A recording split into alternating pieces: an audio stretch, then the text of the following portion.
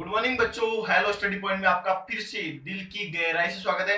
देखिए अपन अणुसंख्यीय गुणधर्म colligative properties पढ़ रहे थे और अपन ने ये देखा था कि जो हमारे अणुसंख्यीय गुणधर्म में चार प्रकार के होते हैं। और पहला अपन ने पढ़ा था कि वाष्प दाब में आपेक्षिक अवनमन, क्वथनांक में उन्नयन और हिमांक में अवनमन, ये तीन कोलिगेटिव प्रॉपर्टीज अपन ने पीछे वाले लेक्चर्स में पढ़ लिए। और आज अपन लास्ट कोलिगेटिव प्रॉपर्टीज पढ़ेंगे और ये बोर्ड लेवल और कंपटीशन की दृष्टि से बहुत ही इंपॉर्टेंट कोलिगेटिव प्रॉपर्टीज मानी जाती है। यहाँ पे देखिए प्रासरण दाब। तो ये टॉपिक स्टार्ट करने से पहले हमारे चैनल को लाइक कीजिए, सब्सक्राइब कीजिए और साथ में बेल आइकन को जरूर प्रेस कीजिए और आपको कुछ यूं चुटकियों में आसानी से सिखा देंगे। तो यहाँ पे देखिए अपन प्रासरण दाब की बात करने से पहले अपन इससे पहले जान लेते हैं कि विसरण क्या होता है और प्रासरण क्या होता है। तो यहाँ पे देखिए मैंने दो पात्र लिए हैं। इस पात्र को मैं नाम दे देता हूं ए और इस पात्र को मैं बी नाम दे रहा हूं। यहाँ पे मान लीजिए मैंने ए वाले पात्र में 1 लीटर पानी भरा है और इस वाले पात्र में भी मैंने 1 लीटर पानी भरा है। और यहाँ पे देखिए इसमें मैंने 2 किलोग्राम मान लीजिए चीनी इसमें घोली है और इस वाले पात्र की अपन बात करें इसमें मैंने 5 किलोग्राम चीनी घोली है। अब आप देख सकते हैं कि यहाँ पे जो चीनी की मात्रा ए वाले पात्र में कम है और बी वाले पात्र में क्या हो जाएगी, ज्यादा हो जाएगी। तो अपन यहाँ पे लिख देते हैं इस वाले पात्र में तो चीनी की मात्रा कम है और बी वाला जो हमारा पात्र है इसमें चीनी की मात्रा पदार्थ की मात्रा ए की तुलना में अपेक्षाकृत ज्यादा है। अब यहाँ पे आप देखिए यहाँ पे अपन सिंपली इसको यह बोल सकते हैं ए वाले पात्र को कि यह क्या हो जाएगा कि कम गाढ़ा हो जाएगा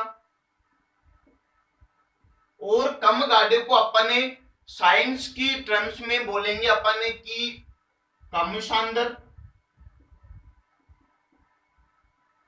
और यहाँ पे देखिए यह बी वाला पात्र ए की तुलना में क्या हो जाएगा, अधिक गाढ़ा हो जाएगा।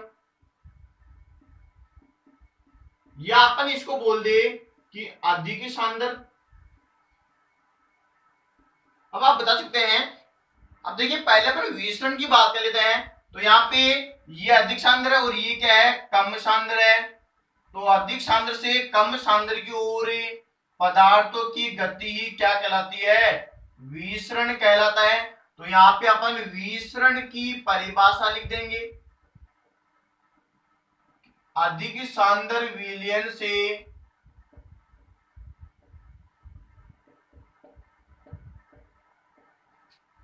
कम सांद्र विलयन की ओर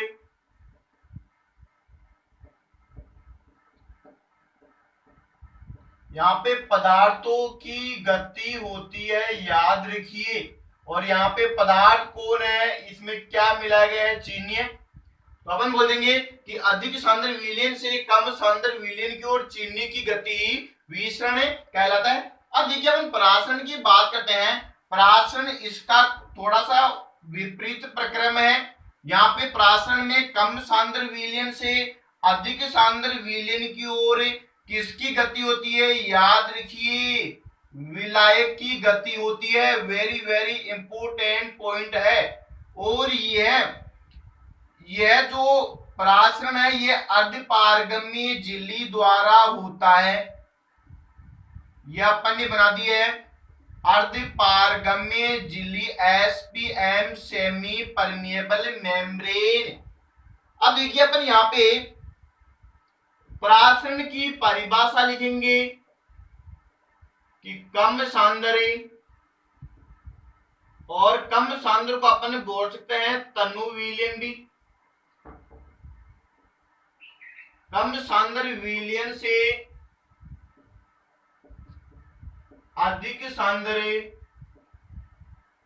विलयन की तरफ अर्धपारगम्य झिल्ली द्वारा विलायक की गति ही, यहाँ पे अर्धपारगम्य झिल्ली का प्रयोग होता है, उसको अपन क्या बोलेंगे, परासरण कहते हैं। अब अपन इसमें देखते हैं कि यहाँ पे जो परासरण में अर्धपारगम्य झिल्ली का प्रयोग क्यों किया गया है। तो यहाँ पे देखिए ये भी एग्जाम्स में इंपोर्टेंट क्वेश्चन पूछा जाता है। अब देखिए अर्धपारगम्य झिल्ली का मतलब क्या है और ये कई एग्जाम में पूछा भी जाता है कि हमारी झिल्लियां मुख्यतः तीन प्रकार की होती है, पूर्ण पारगम्य, अर्ध पारगम्य और अपारगम्य। पूर्ण पारगम्य का मतलब है जो विलय और विलायक दोनों को गुजरने दे, और यहाँ पे अर्ध पारगम्य का मतलब अपन देखेंगे कि यह विलय को तो गुजरने नहीं देती है जबकि विलायक को आसानी से गुजरने देती है, अर्धपारगम्य झिल्ली कहलाती है। और एक होती है अपारगम्य झिल्ली जो न तो विलय को गुजरने देती है और न ही विलय को गुजरने देती है। तो अर्धपारगम्य झिल्ली का अपन ने मेन से पता कर लिया है। अब देखिए हम यहां पर देखेंगे कि ये प्रासरण दाब क्या है, तो अपन यहां पे लिख देंगे कि प्रासरण दाब ऑस्मोटिक प्रेशर है।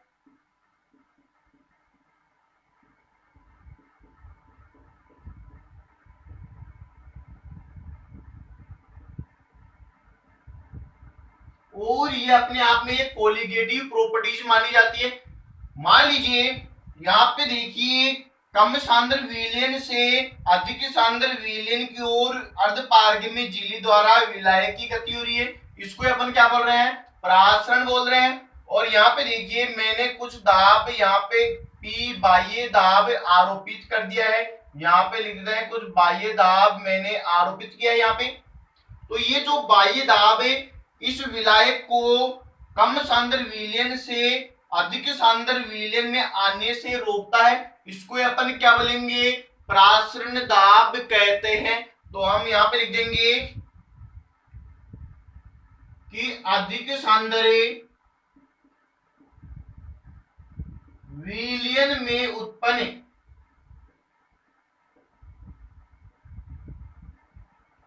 वह बाह्य दाब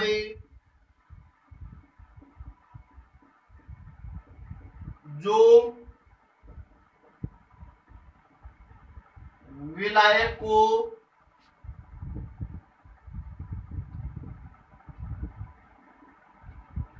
अधिक सांद्र विलयन में आने से रोकता है।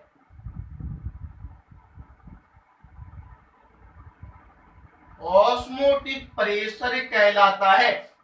यहाँ पे आप गौर कीजिए कि जो बाह्य दाब किस में उत्पन्न हो रहा है, बाह्य दाब अधिक सांद्रता वाले विलयन में यहाँ पे मैंने उत्पन्न किया है। और इसमें यदि दाब अपन ऊपर से लगाएंगे तो जो कम सांद्र विलयन से अधिक सांद्र विलयन में विलायक जा रहा है इसको रोकता है। तो आपको कई बार पूछ लेता है कि जो बाह्य दाब कहाँ पर अपन लगाएंगे, तो आप बोल दीजिए कि बाह्य दाब अधिक सांद्र विलयन में अपन आरोपित करते हैं। अब इसमें आप देख सकते हैं कि यहाँ पे कि प्रासरण दाब में वान हाफ ने कुछ समीकरण बनाई थी, उसके बारे में अपन डिस्कशन करेंगे। तो इसको आप पॉज करके उतार लीजिए।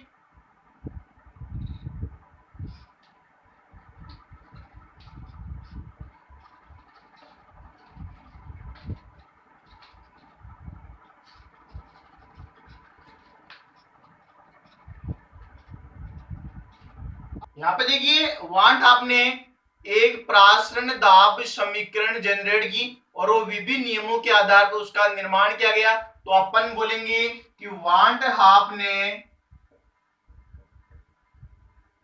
प्रासरण दाब समीकरण का निर्माण किया। तो यहाँ पे पहला नियम आया था हमारा बोयल का नियम, और बोयल का नियम में विलयन का प्रासरण दाब उसके आयतन के व्युत कर्मानुपाती होता है। और हमने 11th में पढ़ा था कि बोयल, चार्ल्स गैलुसेक और आवोगाद्रो का नियम। यहाँ पे देखिए ये नियम क्या कहता है, तो यहाँ पे बोल देंगे अपन निश्चित ताप पर विलयन का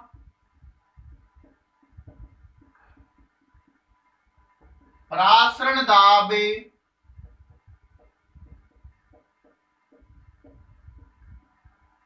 उस विलयन के आयतन के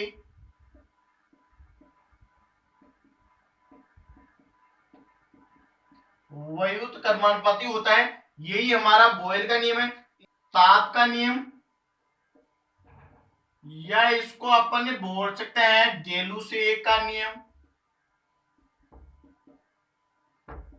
इस नियम में विलयन का प्रासरण दाब उसके ताप के समानुपाती होता है, अर्थात अपन ये बोल सकते हैं कि विलयन के निश्चित आयतन पर विलयन का प्रासरण दाब विलयन के ताप के समानुपाती होता है। तो हमारे पास दो समीकरण प्राप्त हुई, एक समीकरण और यह दूसरी समीकरण। तो यहाँ पे आप देखिए कि अपन बोलेंगे कि समीकरण एक तथा समीकरण दो से,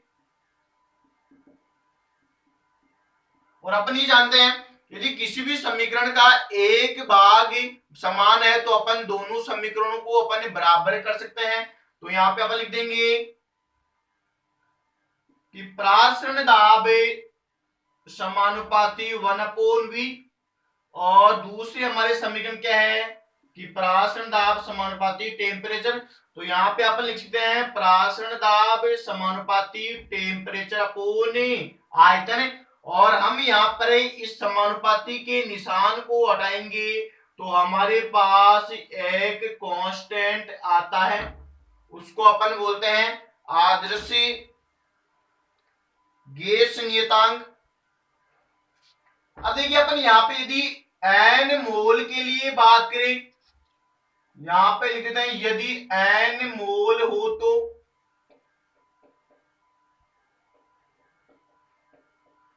तो हमारी समीकरण क्या बन जाएगी, प्रासरण दाब बराबर मोल और ये RT अपॉन V। तो आप देखिए इसको अपन बोल देंगे प्रासरण दाब, और यहां पर ये n ये हो जाएंगे मोल, और मोल यहाँ पे किसके हैं, ये विलेय के मोल हैं। और विलेय के मोल अपन जानते हैं कि विलेय का द्रव्यमान अपोन विलेय का अणुभार। तो यहाँ पे लिख देंगे विलेय का द्रव्यमान अपोन विलेय का अणुभार। तो ये हमारे पास मोल आ गए। यहाँ पे लिख देंगे ये R हमारे पास हो जाएगा, ये एक आदर्श गैस नियतांक है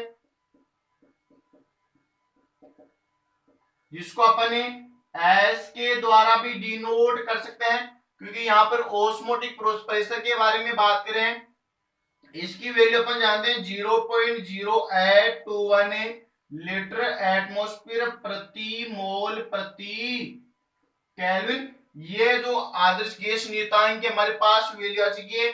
यहाँ पे T अपन जानते हैं टेम्परेचर है, और ये टेम्परेचर अपन यहाँ पे काउंट करेंगे किसमें, केल्विन में। और यदि में सेल्सियस में भी हमें टेम्परेचर दे तो अपन केल्विन में निकाल सकते हैं। देखिए केल्विन में कैसे निकालेंगे कि 0 डिग्री सेल्सियस प्लस 273.15। तो इस प्रकार अपन टेम्परेचर केल्विन में अपन निकाल सकते हैं। अब यहाँ पे देखिए V क्या है, V अपन लिख देंगे विलयन का आयतन।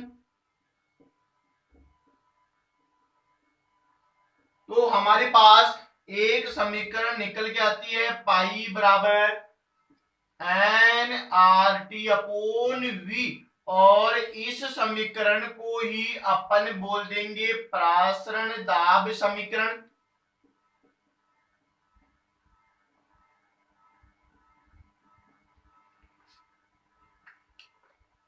प्रासरण दाब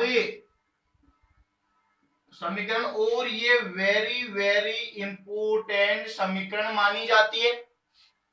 अब देखिए हम यहां पर बात करेंगे कि जो विलयन है यह प्रासरण के आधार पर कितने प्रकार का होता है। तो हम यहां पर बात करेंगे विलयन, संप्रासरी विलयन, अति प्रासरी विलयन और अल्प प्रासरी विलयन की अपन यहाँ पे बात करेंगे।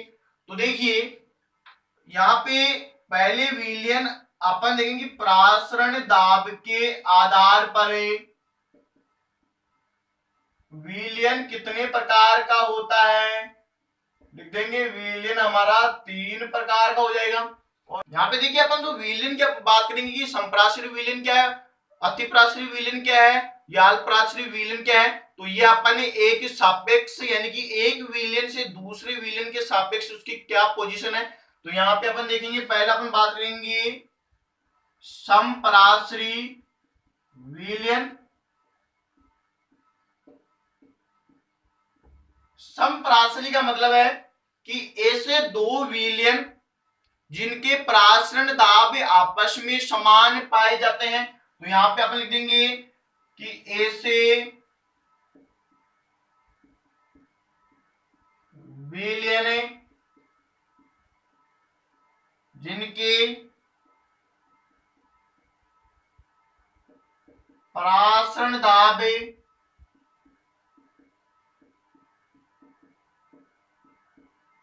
समान होते हैं।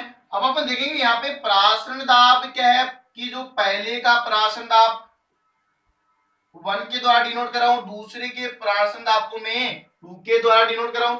और आप यहाँ पे देखिए कि ये जो प्रासरण दाब समान है, इसका मतलब इनके मोल भी समान होंगे।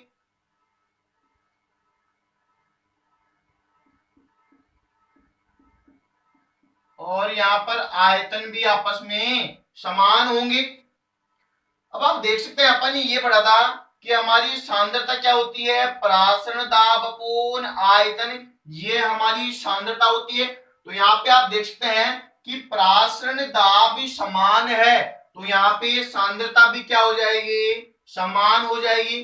तो अपन बोल देंगे कि पहले की सांद्रता बराबर है दूसरे की सांद्रता। तो ये हमारे पास इंपोर्टेंट टर्म से समपराश्री विलयन से हमें प्राप्त हुए हैं। अब दूसरे अपन बात करेंगे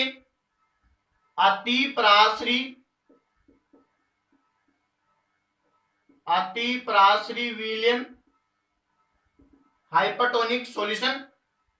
अतिपराश्री विलयन का मतलब है कि एक विलयन का प्रासरण दाब दूसरे विलयन के प्रासरण दाब से अधिक हो, उसको अपन क्या बोलेंगे, अतिपराश्री विलयन कहते हैं।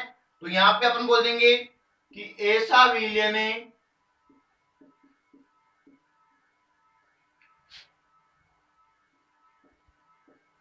जिसमें एक विलयन का प्रासरण दाब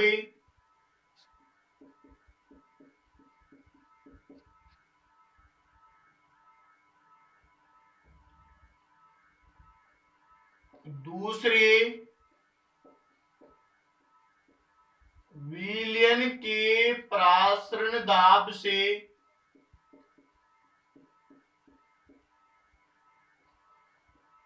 अधिक हो, अतिपराश्री विलयन कहलाता है। अब इसका मतलब समझिए यहाँ पे कि ये क्या बोल रहा है। तो यहाँ पे आप देख सकते हैं कि इसने ये बोला है कि जो पहले का प्रासरण दाब है दूसरे विलयन के प्रासरण दाब से अधिक है। तो अपन आसानी से बता सकते हैं ये कौन सा है, ये अतिपराश्री विलयन की कंडीशन है। और यहाँ पे तीसरे की अपन बात करेंगे तो तीसरा हो जाएगा अल्पपराश्री विलयन।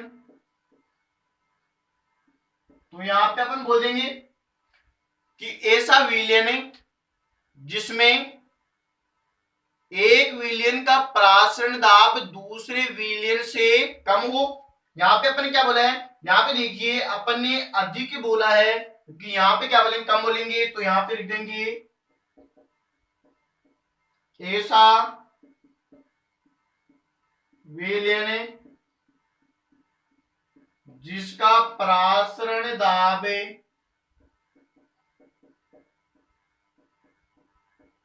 दूसरे विलयन के सापेक्ष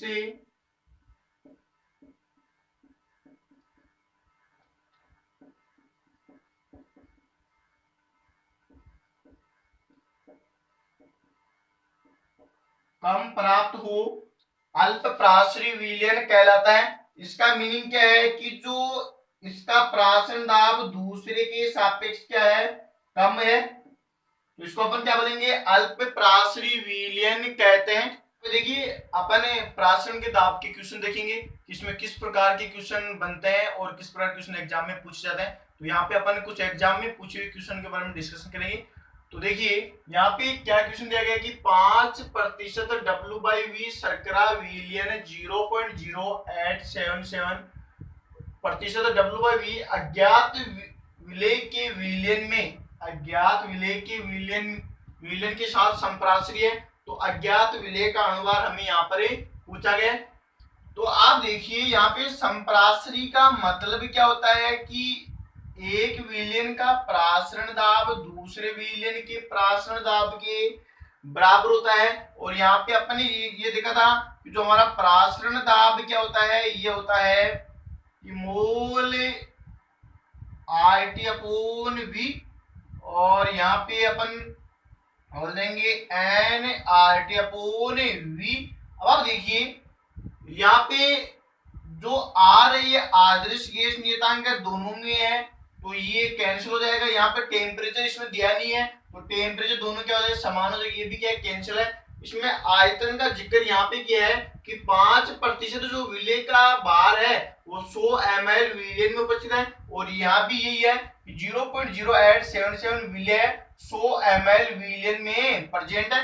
तो ये आयतन भी क्या हो गया, हमारे पास समान हो गया। तो हमारे पास क्या हो गई, मोल अपन लिख देंगे कि N1 इक्वल टू N2। तो हमें क्या पूछा है कि अज्ञात विलय का अनुभार, तो ये क्या है, विलय के मोल है। तो अपन लिख देंगे कि प्रथम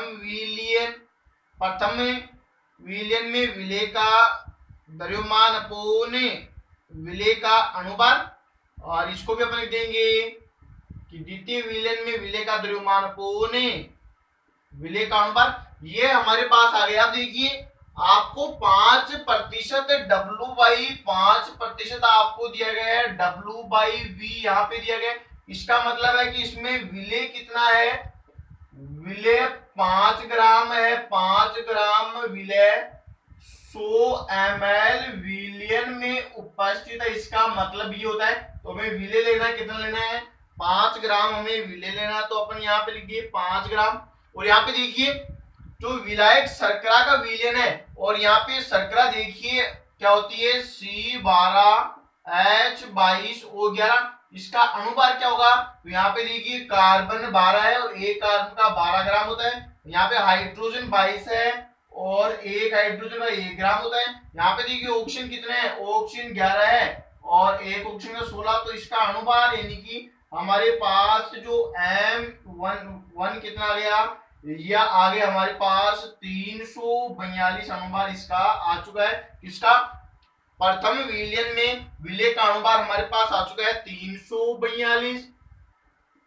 अब यहाँ पे देखिए दूसरे में विलय का द्रव्यमान कितना दिया गया है, इसका मतलब है कि 0.0877% W/V का मतलब है कि इसमें विलय कितना है, विलय इसमें है 0.0877 विलय ग्राम किसमें उपस्थित है, 100 ml विलयन में उपस्थित है, 100 ml विलयन में उपस्थित है। तो यहाँ पे विलय का जो अनुपात, विलय का द्रव्यमान हमें दिया गया है 0.0877, और यहाँ पे ये अनुभार अपन ने द्वितीय विलयन में विलय का अनुभार हमें पूछा है। तो हम यहाँ पे आसानी से निकालेंगे। हमारा क्या हो जाएगा, M2 बराबर ये हो जाएगा 0.0877 और यहाँ पे इंटू 342/5।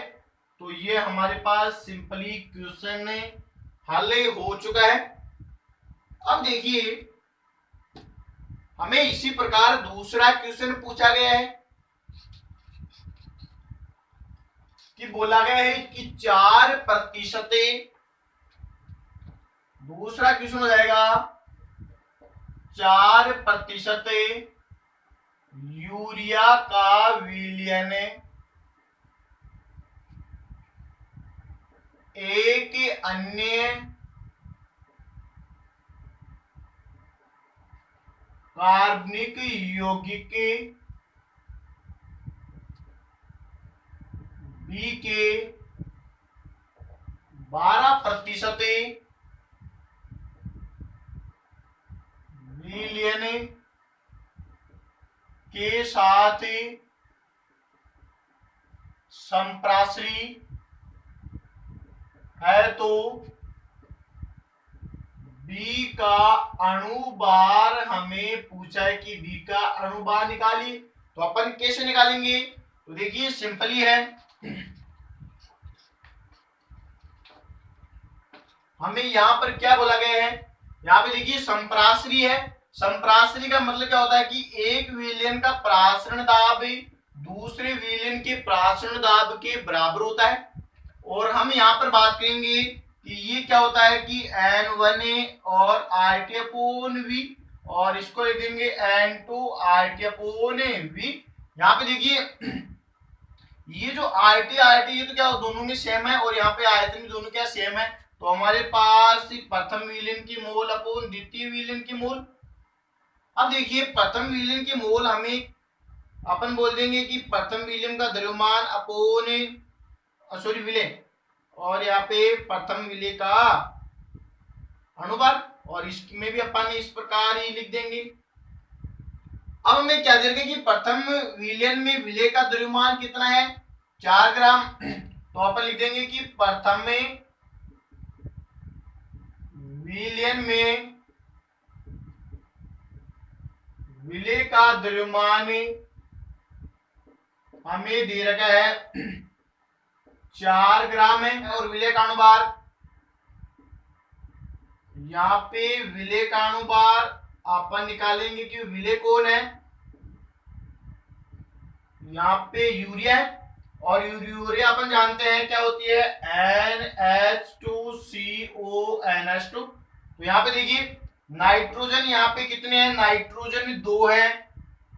तो यहाँ पे 2 नाइट्रोजन, एक नाइट्रोजन का 14 ग्राम होता है, प्लस हाइड्रोजन कितना है, हाइड्रोजन 4 है, तो एक हाइड्रोजन का 1 ग्राम होता है। और यहाँ पे कार्बन कितने हैं, कार्बन यहाँ पे हो जाएंगे, एक कार्बन है, एक कार्बन का 12 ग्राम होता है, और इसी तरह ऑक्सीजन 1 है, और एक ऑक्सीजन का 16 ग्राम। तो इसका अपन योग करेंगे तो हमारे पास 60 आ रहा है। तो अपन यहाँ पे रख देंगे किसका, प्रथम विलय में विलय का द्रव्यमान कितना है, 4 है, और विलय का अनुभार कितना है, 60 आ रहा है। अब देखिए द्वितीय विलयन में अपन बात करें तो यहाँ पे विलय का जो द्रव्यमान है कितना है, 12% है। तो यहाँ पे लिख देंगे 12/M2। M2 हमें दिया नहीं गया, ये अपन निकालना है, तो अपन निकालेंगे M2 बराबर यहाँ पे 12 × 60/4। तो इसको अपन काट देंगे 3 से, तो ये हमारे पास 180 अनुभार द्वितीय विलयन में विलय का आ चुका है। तो ये हमारे कुछ सिंपल क्वेश्चन है। अब देखिए अगले क्वेश्चन की अपन बात करेंगे। तो यहां पर अगला क्वेश्चन है,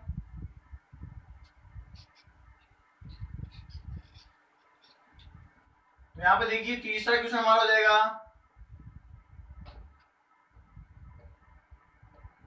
100 शर्करा विलयन का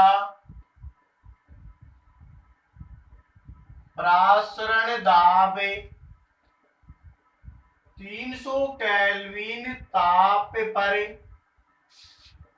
2.46 एटीएम हो तो विलयन की सांद्रता ज्ञात कीजिए। यह हमारे पास क्वेश्चन है। अब देखिए यहाँ पे हमें क्या क्या दिया गया, पहले लिख लीजिए, हमें प्रासरण दाब दिया गया 2.46 एटीएम है, और यहाँ पे टेम्परेचर हमें गिवन है, टेम्परेचर कितना है, टेम्परेचर 300 केल्विन है, और हमें पूछा क्या है, आप देखिए सांद्रता पूछी है। तो अपन सांद्रता क्या लिख देंगे कि मोल अपॉन आयतन, ये हमारी सांद्रता हो जाएगी। तो देखिए अपन फॉर्मूला अप्लाई करते हैं। तो यहाँ पे हमारा फॉर्मूला क्या हो जाएगा कि पाई बराबर मोल RT/V। तो ये देखिए ये क्या हो गई, हमारी सांद्रता हो गई, इसको अपन बोल देंगे सांद्रता, और ये हमें पूछिए तो अपन लिख देंगे कि सांद्रता बराबर मोल अपोन आयतन बराबर पाई अपोन आरटी। अब यहाँ पे देखिए आप कि आपको प्रासरण दाब कितना दे रखा है, 2.4 से दे रखा है एटीएम। और यहाँ पे आर की वैल्यू अपन जानते हैं ये ए की कांस्टेंट है 0.081 लीटर एटमॉस्फेयर प्रति मोल प्रति केल्विन होता है। तो यहाँ पे लिख देंगे अपन कि 0.081 और यहाँ पे आपको टेम्परेचर कितना गिवन है, टेम्परेचर 300 केल्विन है। तो ये हमारे पास सांद्रता आ गई है। तो अपन इसको सोल्व करेंगे तो हमारे पास सांद्रता 2.4 है 0.081 इंटू 300। तो इसको सोल्व करने पर हमारे पास आता है 0.1 मोलर, ये हमारे पास सांद्रता प्राप्त होती है। तो देखिए हमारे चैनल को लाइक कीजिए, सब्सक्राइब कीजिए। तब मिलेंगे अगली कक्षाओं में नई जोश और जुनून के साथ। तब तक आप पढ़ते रहिए और मस्त रहिए।